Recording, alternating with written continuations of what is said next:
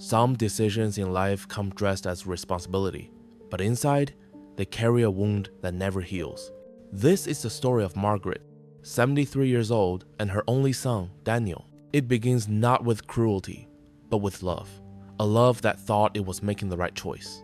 Daniel had always admired his mother's strength. She was the woman who worked 2 jobs after his father died, the woman who sat up late sewing buttons on his school uniform, the woman who whispered encouragement into his ear the night before every exam. To him, she was unbreakable. But years had passed. Daniel had built a career, moved into a city apartment, and found himself crushed beneath deadlines and business trips. His visits grew fewer, his guilt grew heavier, and then, one day, he convinced himself, a nursing home is safer. A nursing home is better. She will have people around her. She won't be alone. The day he brought her to the nursing home, but her voice remained soft, steady.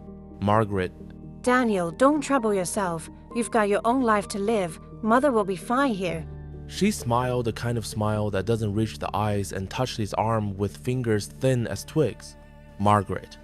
You've carried enough responsibility already. Let me carry myself from now on.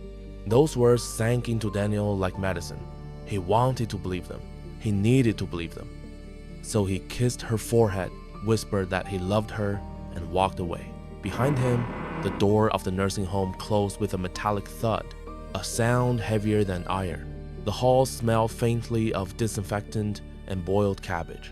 A television flickered in the lounge, showing daytime news to no one in particular. Other residents sat slumped in wheelchairs, their eyes glazed, their hands twitching against their blankets. Margaret held her handbag tightly to her chest as a nurse guided her down the corridor. She walked past half-closed doors, past whispers, past silence. Inside her, something twisted. But on her face, she wore the mask, the performance of a woman who would not complain, who would not be a burden. Days slipped into weeks. At the dining hall, Margaret sat upright, spoon in hand, never spilling, never fussing. When families visited their parents, she offered them kind smiles, nodding as if life here was comfortable. She even thanked the nurses, her voice soft, obedient.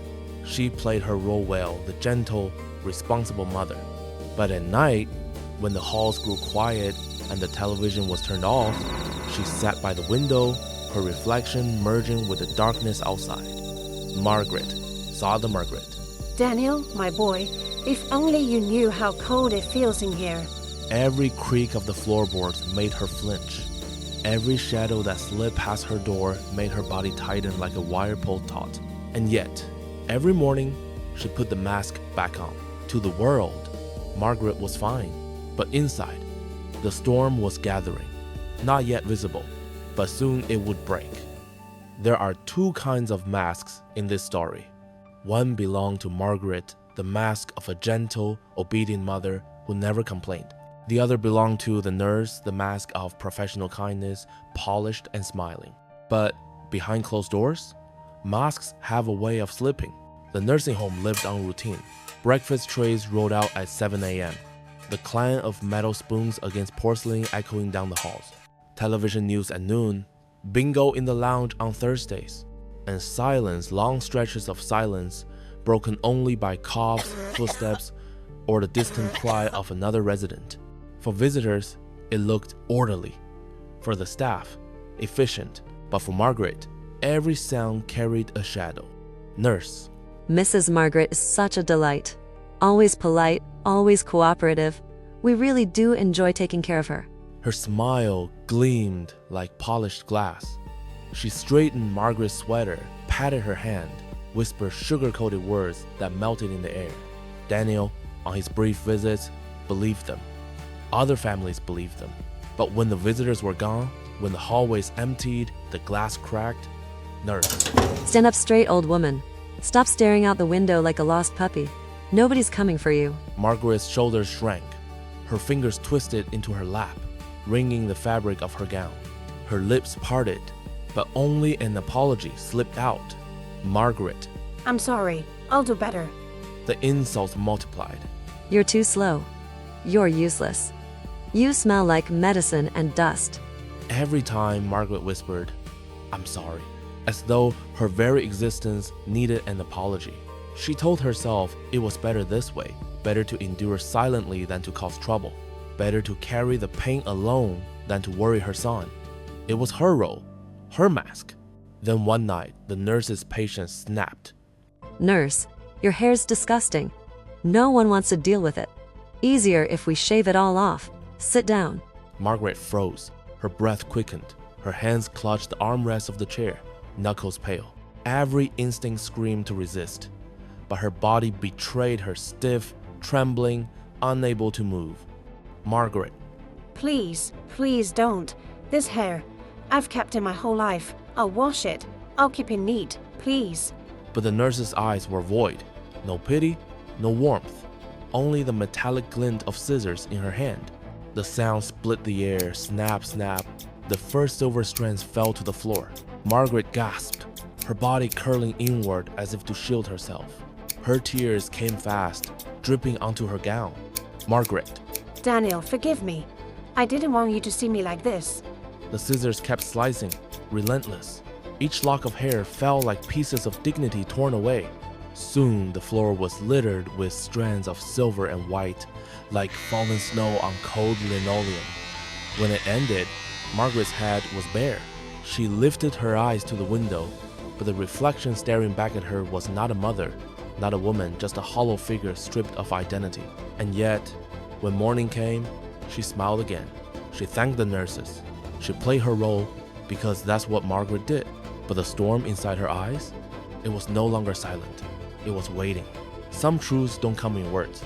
Sometimes they arrive in silence, in the space between a dropped flower and a gasp that never makes it out of your throat. Daniel didn't plan to visit that day. A canceled meeting, a rare afternoon free, it felt like a sign. He bought his mother's favorite yellow tulips, a small box of her favorite shortbread cookies, and drove in silence. He remembered, as he turned into the driveway, how she used to wait by the window for him as a boy, waving, smiling, apron still dusted with flour. He remembered the way she used to hum while brushing his hair, how she used to say, "You can always tell how someone is doing by how they keep their hair." He had no idea how those words would haunt him in a matter of minutes. He walked in, signed the visitor sheet, smiled politely at the receptionist. The halls looked the same, beige walls, low lights, faint smell of bleach and soap. A nurse greeted him. He didn't notice the slight tension in her eyes. He opened the door to his mother's room, and the world tilted. Margaret sat by the window, her back hunched, her head completely bald. No scarf, no explanation. Just pale skin stretched over bone, her scalp dotted with tiny red nicks from a careless shave. The tulips slipped from Daniel's fingers, scattering across the tile. Daniel. Mom, what happened? Who did this to you? Margaret turned slowly. For a moment, she tried to smile that same thin, brave smile she practiced so long. All of Margaret. "Oh, Daniel, it's nothing. Just for hygiene. They said it's easier this way." But her eyes were glassy, swollen, hollow, and Daniel saw it, the tremble in her lips, the deep ache she couldn't hide anymore. He dropped to his knees beside her, his voice raw. "Daniel, no, don't lie to me. Tell me what happened. Tell me who did this." Margaret tried to look away. Her body shook as she reached for the blanket, trying to cover her head. "Margaret, they said I was dirty, that my hair got in the way. I begged them, Daniel. I begged, but they just laughed. I didn't want you to know. I didn't want to make trouble.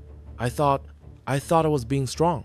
Her voice fell into a whisper, strangled by sobs.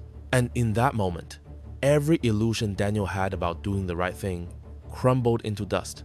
He took her hand, kissed her knuckles, and pressed his forehead against her knee like a child again. "Daniel, I'm so sorry. I left you here. I thought I was protecting you, but I let them hurt you. I let this happen."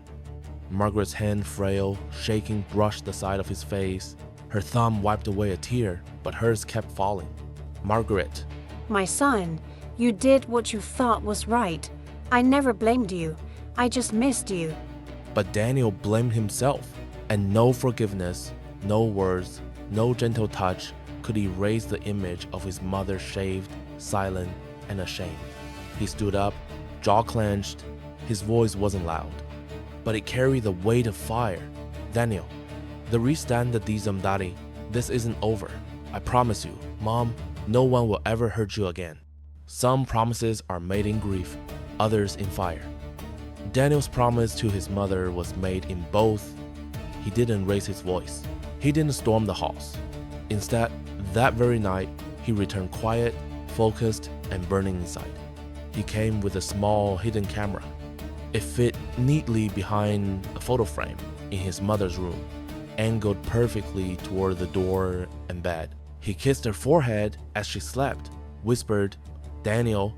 It's not just for you, Mom. It's for everyone they heard. And he left. But this time, he wasn't walking away. He was watching. At 2:43 a.m., the camera recorded a knock. The nurse entered with a tray, eyes glazed, movements mechanical. But then another voice from the hallway. Second nurse, "Do the bald one and get out.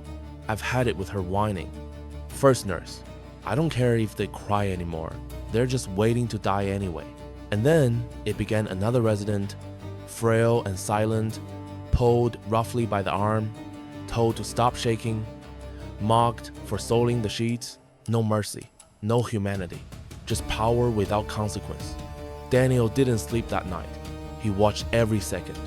By morning, his hands were trembling, not with fear, but with fury.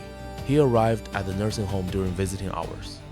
The dining hall was full, sons and daughters chatting over soup and juice boxes, grandkids drawing on coloring books. Daniel walked in quietly, plugged his laptop into the big communal TV, and hit play. At first confusion, then silence. On screen, a nurse pushing an elderly man down into a chair. Another nurse cursing under her breath. Laughter, crying, more laughter. A hand raised. A resident flinching. Voices. Oh my God. Is that my mother? They've been doing this all along? My dad's in that room. The room exploded. Chairs scraped. People stood, voices cracking, hands shaking. Mothers were pulled into hugs. Fathers were wept over. The illusion shattered. Daniel stood in the center, not triumphant, but steady. Next to him, Margaret sat in silence, her shaved head uncovered, her eyes wide but unblinking. He turned toward the staff. The nurses backed away. One of them ran. Another stammered. "Daniel." Tell them why you shaved my mother's head. No one answered, because nothing could justify it. The footage went viral by nightfall. 1,000 retweets became 1,000,000. Local news, then national, then international. An investigation was launched. Licenses revoked. Lawsuits filed. Politicians gave speeches. But the real shift happened in living rooms in how people began to speak of their parents, not as burdens, but as human beings who had carried entire lifetimes. That night, Daniel brought Margaret home, not to his apartment, but to his old childhood house, the one she'd held together with sewing needles and sugar water. He made her tea. He brushed the few remaining strands of her hair. And as they sat together on the porch, Margaret looked at the stars. "Margaret, I thought my days of pain were over, Daniel. But today, for the first time in years, I felt seen. In the end, all she ever wanted was not to be forgotten."